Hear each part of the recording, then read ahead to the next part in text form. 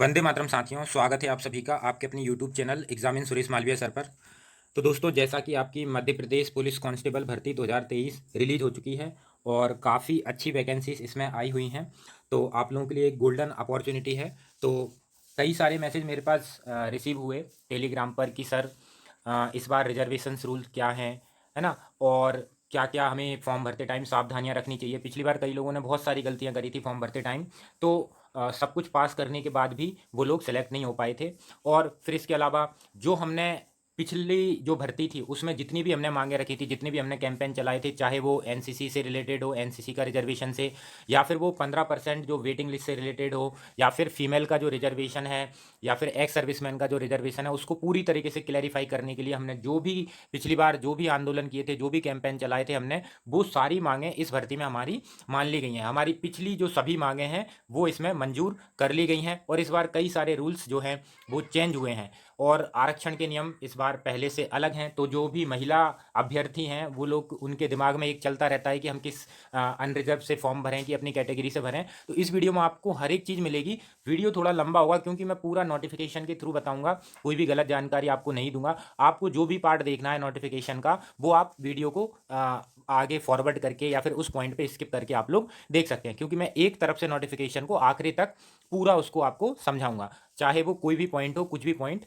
नहीं छूटेगा। और ये जो आपको स्क्रीन पर दिख रहे हैं, ये एमपी पुलिस में पिछली भर्ती में सिलेक्टेड कुछ कैंडिडेट्स के मैंने फ़ोटो मांगे थे, तो वो कुछ कैंडिडेट्स के फ़ोटो हैं। तो आप लोग भी अच्छे से तैयारी कीजिए और इस तरीके की वर्दी आप लोग के शरीर पर आप लोग की एक जो है शोभा बढ़ाएगी और आप लोगों का एक लक्ष्य होगा, आप लोगों के लिए मोटिवेशन का ये काम करेगी। तो दोस्तों, वीडियो में आगे बढ़ते हैं। बड़े ही सावधानी से आप चाहें तो पूरा वीडियो देख सकते हैं, या फिर आप चाहें तो 2x की स्पीड करके, या फिर जो भी पार्ट आपको जानना चाहिए, जानने के आप लोग इच्छुक हैं, वो पार्ट आप लोग देख सकते हैं। मैं शुरू से आखिरी तक पूरा नोटिफिकेशन एक बार आपको बताऊंगा और पूरा मैं आपको एक्सप्लेन करूंगा। तो चलिए दोस्तों, स्टार्ट करते हैं वीडियो को। चैनल पर नए हो तो चैनल को सब्सक्राइब जरूर कर लेना, क्योंकि इस चैनल के माध्यम से कभी भी आपको कोई भी गलत जानकारी नहीं दी गई है। ठीक है दोस्तों, चलिए। ये देखिए, ये आपका नोटिफिकेशन है। ये थोड़ा सा स्लो है, एक सेकेंड, है ना। ये ठीक, यहाँ से इसको स्टार्ट हम लोग करेंगे। यहाँ पर जो आपकी भर्ती आई हुई है वो आपकी आरक्षक के संवर्ग की आई हुई है, और इसमें कोई भी आपकी जो एएसआई वगैरह की पोस्ट है वो नहीं है, जो कि आप लोग उम्मीद लगाए बैठे थे। ठीक है ना। रेडियो कांस्टेबल की जरूर इसमें भर्तियां हैं। तो सिंपल सा है, यहाँ पर आपकी जो आवेदन की तारीख है वो 26 जून से स्टार्ट होगी और 10 जुलाई तक चलेगी। और आपका जो भी इसमें आप लोग मॉडिफिकेशन करना चाहेंगे, संशोधन करना चाहेंगे, वो 15 जुलाई 2023 तक आप लोग कर सकते हैं। एग्ज़ाम आपके 12 अगस्त से स्टार्ट हो जाएंगे, फिर ये चलेंगे आपके महीने भर लगभग।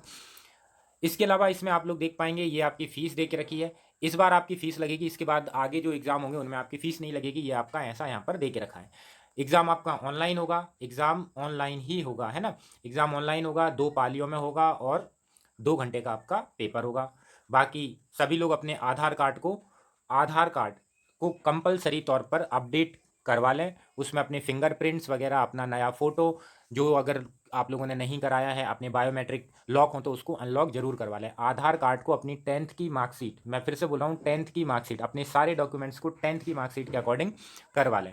ठीक है। और ये सारा का सारा जो आप है वो इसकी कट ऑफ डेट है, वहाँ तक आपको करना है। रोजगार पंजीयन किसी को एक्सपायर नहीं डालना है, ध्यान रखना। रोजगार पंजीयन आपको जीवित पंजीयन डालना है। अगर आपको रोजगार पंजीयन से रिगार्डेड कोई भी दिक्कत है तो आप नया रोजगार पंजीयन करके आप लोग डाल दीजिए, है ना। या फिर पुराने रोजगार पंजीयन को आप सर्च कीजिए, या फिर जैसे भी आपको करना है, रोजगार पंजीयन जीवित डालना है, ये कंपलसरी है। ठीक, आगे बढ़ते हैं। आगे हम लोग इसमें थोड़े से आगे बढ़ेंगे तो हम देखेंगे यहाँ पर आपकी आरक्षक, ये एसएएफ की भर्ती है और ये जनरल डिस्ट्रिक्ट फोर्स की भर्तियाँ हैं। दोनों मिला के 7,090 पोस्ट हैं। यहाँ पर आप लोग देखेंगे 2,646 एसएएफ हैं, 4,444 आपकी डिस्ट्रिक्ट फोर्सेस हैं। फिर इसके अलावा 321 जो पद हैं आपके, वो हैं रेडियो ऑपरेटर, है ना, तकनीकी टेक्निकल हैं ये पद। ठीक है, ये चीज़ आपको यहाँ पर पदों से संबंधित जानकारी मिल गई है। इसके अलावा यहाँ पर मैं जो भी आगे की चीज़ें हैं वो यहाँ पे बताऊँगा। यहाँ पर आप लोग देखेंगे कि 10 जुलाई 2023 इस डेट को हम कट ऑफ डेट बोलेंगे। ये डेट क्या कहलाएगी? कट ऑफ डेट कहलाएगी।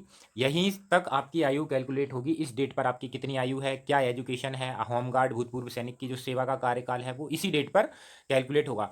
इसके अलावा आपके जो भी सर्टिफिकेट हैं, चाहे तो वो कैटेगरी सर्टिफिकेट हो, चाहे वो आपका रोजगार पंजीयन हो, चाहे ईडब्ल्यूएस हो, कुछ भी हो, सारे के सारे डॉक्यूमेंट्स, डोमिसाइल वगैरह हर एक डॉक्यूमेंट इस डेट से पहले इशू होना चाहिए, या फिर आप लोग जो फॉर्म भरेंगे उस डेट से, फॉर्म भरने की डेट से पहले इशू आपका होना ही चाहिए। ठीक है, तो ये कंपलसरी है, नहीं तो आप लोग को बहुत सारी दिक्कतें इसमें हो जाएंगी। ठीक है, और किस अधिकारी से आपको बनवाने हैं वो वीडियो के एंड में ही आपको पता चलेगा कि कौन सा सर्टिफिकेट ईडब्ल्यूएस किस अधिकारी का लगेगा, या फिर ये सब जानकारी आपको अभी आगे वीडियो में मिलती जाएंगी। ठीक है, यहाँ पर आपको आप लोग देख सकते हैं कि 5% एक्स्ट्रा अंक एनसीसी वालों को, और ये जो आपके जो हम मांग कर रहे थे वो हमें दे दिया गया है। बाकी इसके अलावा ये जो भूतपूर्व सैनिक वगैरह हैं, है ना, जनगणना के अतिशेष, और ये जो और भी चीज़ें हैं, आश्रित व्यक्ति, म्यांमार सिलोन, ये सब आप लोग देख लेना। लेकिन हमारा इसमें जो मेन है वो है एनसीसी वाले छात्र जिनके पास भी सी सर्टिफिकेट है, उनको 5% बोनस अंक मिलेंगे। ये आपका वेतनमान है 19,500। और ध्यान रखिएगा 70, 80, 90%, जो 100% वाला सिस्टम था वो अभी जो नारे भी लगवाए थे वो अभी माना नहीं गया है। यही एक थोड़ी सी इस नोटिफिकेशन का एक थोड़ा सा वीक पॉइंट है। बाकी नोटिफिकेशन बहुत अच्छी है, सारी मांगें इसमें मानी गई हैं। ये भी मुझे लगता है जब तक आपकी भर्ती होगी तब तक ये 70, 80, 90% वाला सिस्टम हट जाएगा। ठीक है ना, तो खैर अभी ये नोटिफिकेशन में है। ठीक, और यहाँ पर आप लोग देख पाएंगे कि आपको आपकी मेरिट के अनुसार आपके जो भी ज़िले वगैरह दिए जाएंगे वो आपको मिलेंगे। आपका होम डिस्ट्रिक्ट आपको कभी भी नहीं दिया जाएगा। ठीक है, यहाँ पर आप लोग देख सकते हैं, ये आप प्राथमिक पता भर सकते हैं। इस तरीके से ये कोड दे के रखे हैं किस जिले को आपको जीआरपी में जाना है। ये देखो, ये जीआरपी के भी 3 जिले हैं, इंदौर, जबलपुर और भोपाल। भोपाल जो जीआरपी होते हैं ना, गवर्नमेंट रेलवे पुलिस, है ना, तो उसका आप लोग डाल सकते हैं अगर आपको भोपाल, जबलपुर, इंदौर में जीआरपी में सेवा देनी है तो। ठीक है ना, तो ये उसके हैं। फिर इसके अलावा हम थोड़े से और आगे बढ़ेंगे, ये आप लोग देख पाएंगे कि मध्य प्रदेश के अलावा अदर स्टेट का कोई भी कैंडिडेट है तो वो you are unreserved open category का ही माना जाएगा, वो कोई भी हो। और उसके लिए जो मैक्सिमम एज है वो है 36।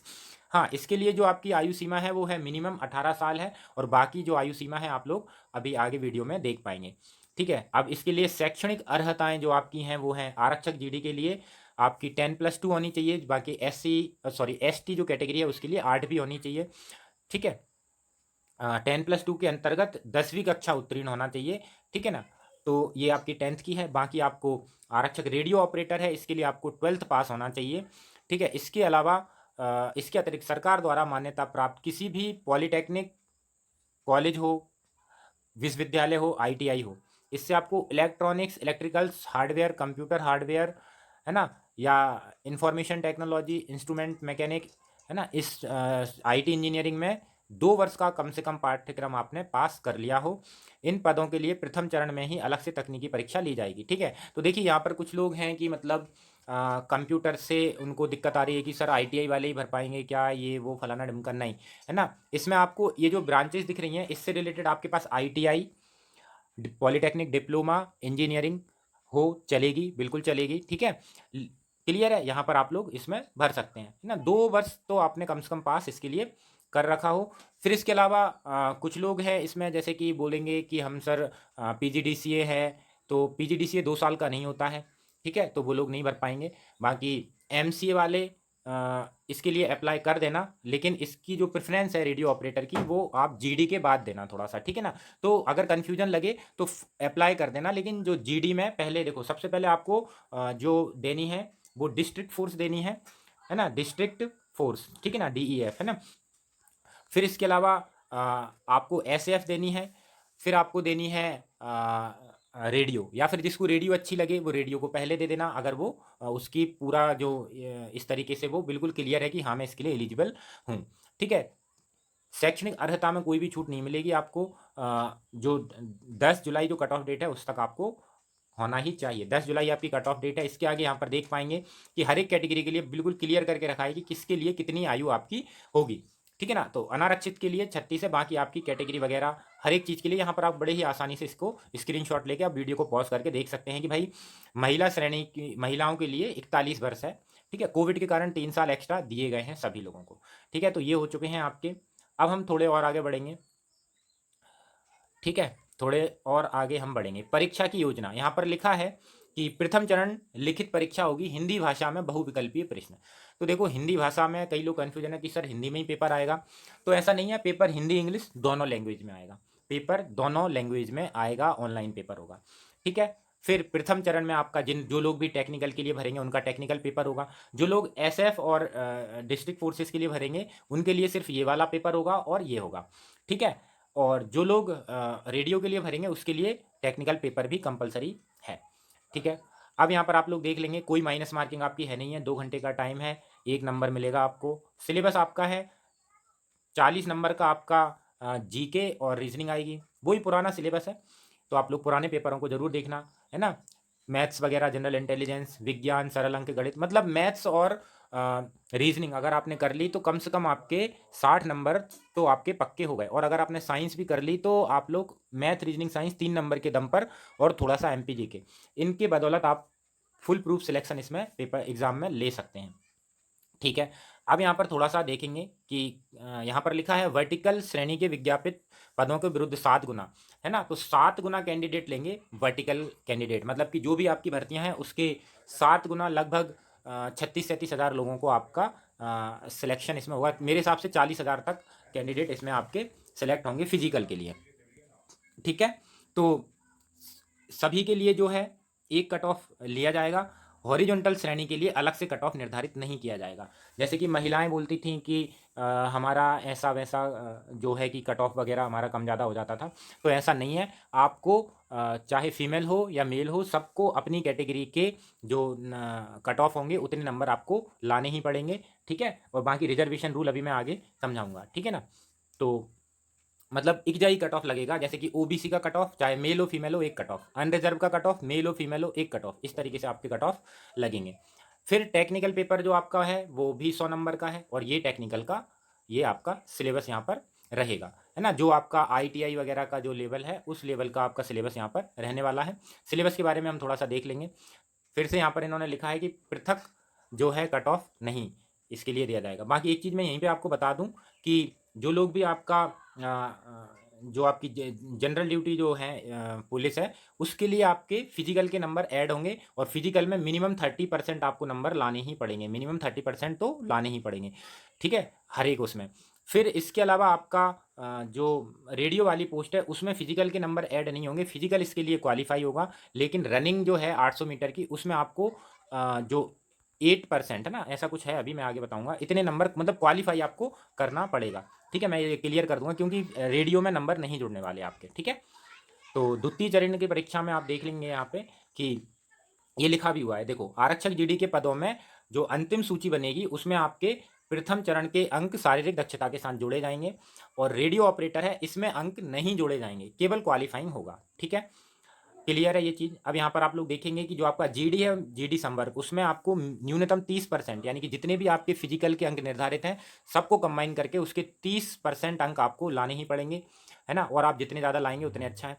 फिर रेडियो में, सॉरी मैंने 8% बोला था, ये 40 में से 8 अंक है ना, ये आपको लाने हैं 80 नंबर की, सॉरी 800 मीटर की दौड़ में से 20% आपको लाने ही पड़ेंगे, मतलब कि दौड़ को आपको क्वालिफाई करना पड़ेगा। ये चीज़ यहाँ पर दे रखी है। बाकी ये इसकी सूची लगी हुई है लास्ट में कि कहाँ पे आपको कितना नंबर मिलेगा।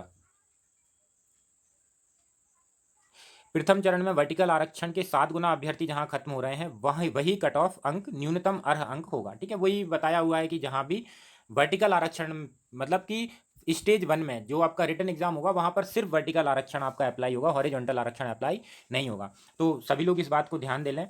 तो थोड़ा सा पढ़ाई अच्छे से करनी है ताकि आप लोग बाद में आरक्षण का बेनिफिट ले पाएँ। ये आपके हाइट के स्टैंडर्ड है कि अनारक्षित अन्य पिछड़ा वर्ग, आप लोग देख सकते हैं कि पुरुष के लिए 168 सेंटीमीटर है, और जो आपकी चेस्ट है मतलब कि बिना फुलाए 79, और फुला के 5 सेंटीमीटर का एक्सपांसन होना चाहिए इसमें। फिर ये गोरखा वगैरह एससी एसटी के लिए, सॉरी एससी नाम आ जाता है, एसटी के लिए ये मराठा और इनके लिए अलग से ये थोड़ा सा रिलैक्सेशन दे के रखा है। एसएएफ में थोड़ा सा चेस्ट थोड़ी सी ज़्यादा लेके रखी है। महिलाओं के लिए इसमें लागू नहीं है ना, सॉरी विशेष सशस्त्र बल ऊपर है। कॉल आ गया, ये चीज़ आप लोग यहाँ पर देख लेंगे। तो ये यहाँ पर आप देख लेंगे कि ये मैं एक बार और क्लियर कर दूं कि ये जो सशस्त्र बल है एसएफ जो है ये एसएफ के लिए है, थोड़ा कम है, और जो आपकी सशस्त्र बल को छोड़कर जो है उसमें थोड़ी सी ज़्यादा, यानी कि जो डिस्ट्रिक्ट फोर्सेस है उसमें थोड़ा सा ज़्यादा मांगा है। ठीक है, तो इसमें सशस्त्र बलों के लिए तो महिलाएं एलिजिबल ही नहीं है, बाकी ये इसमें आपकी एलिजिबल हैं, तो इसे आप लोग देख लेंगे। महिलाओं की हाइट जो है वो 155 सेंटीमीटर होनी चाहिए। ठीक है, चलो 5 सेंटीमीटर फुलाना कंपलसरी है। ठीक है, आँखों को आप लोग थोड़ा सा अच्छे से देख लेंगे, आपकी हाइट वगैरह नॉक नहीं, फ्लैट फुट आपके नहीं होने चाहिए, कोई भी आपको शारीरिक दोष नहीं होने चाहिए, मतलब कि मेडिकल में जिससे आप अनफिट हों। ठीक है, ये कैटेगरियाँ इस बार आपकी बनाई गई हैं, ये आप लोग देखेंगे, ये इनका बताया है कि ये कौन सी कैटेगरी को क्या बोलेंगे। जैसे कि ये लिखा है, जैसे अनरिजर्व है ये, है ना, अनरिजर्व में ओपन, अनरिजर्व में भूतपूर्व सैनिक, अनरिजर्व में home guard, unreserved female, unreserved total 27% ही आरक्षण है अभी।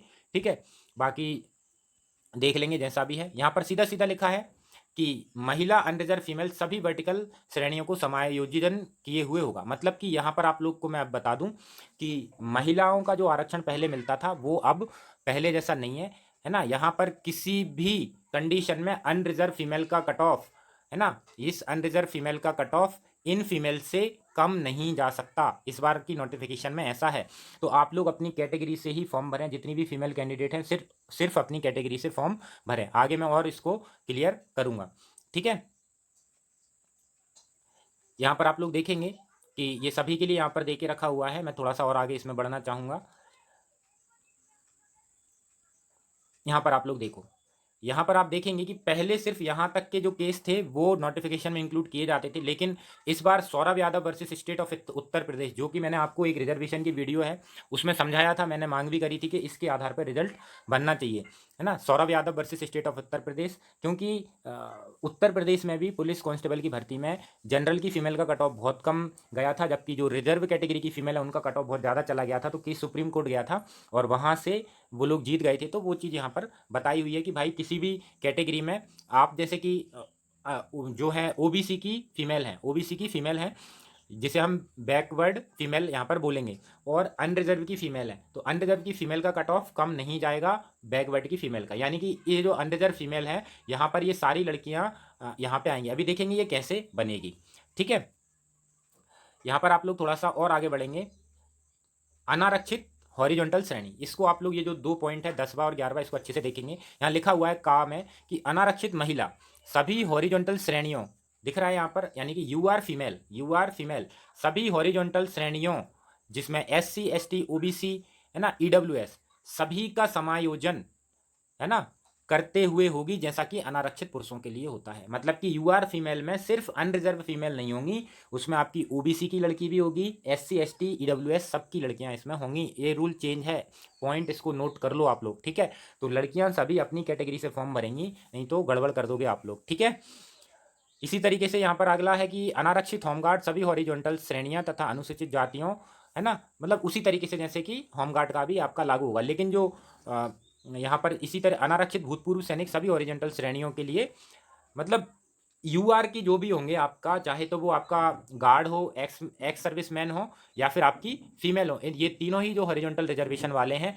इनमें इनकी कैटेगरी के जो भी आरक्षित वर्ग के कैंडिडेट होंगे वो इसमें इंक्लूडेड होंगे। यहाँ पर आप देखेंगे आरक्षण की वर्टिकल श्रेणी, तो आरक्षण की वर्टिकल श्रेणी आपको पता ही है कि जो ओबीसी SC ST EWS हैं उनके अभ्यर्थी जिनके यूआर के बराबर नंबर हैं तो वो यूआर में जाएंगे, लेकिन वो कैंडिडेट यूआर में नहीं जाएंगे जो कि आरक्षण का लाभ फॉर्म भरते टाइम ले चुके हैं। जैसे कि मान के चलो कोई कैंडिडेट की एज जो है वो 37 ईयर है ना, तो यानी कि वो यूआर से फॉर्म नहीं भर सकता, वो फॉर्म भरेगा अपनी कैटेगरी से। तो अब ये मान के चलो टॉप कर लिया, इसके आगे 100 में से 100 नंबर आ गया मान के चलो एग्जाम में, लेकिन फिर भी ये अपनी ही कैटेगरी में रहेगा, ये अनरिजर्व में नहीं जाएगा, क्योंकि इसने फॉर्म भरने से पहले अपनी ही कैटेगरी से फॉर्म भरा हुआ है, तो ये सब नहीं जाएंगे। तो ऐसे यहाँ पर आप लोग देख लेंगे। ठीक है, तो ये चीज़ आप यहाँ पर देख पा रहे हैं। फिर आरक्षित हॉरिजॉन्टल श्रेणी का यहाँ पर आप लोगों को मैंने सब कुछ बता दिया है। ये यहाँ पर फिर से लिखा हुआ है कि प्रथम चरण में हॉरिजॉन्टल के अलग से कट ऑफ नहीं बनेंगे, आपको अपनी जो मेल का कट ऑफ है लड़कियों को उतने नंबर लाने ही पड़ेंगे।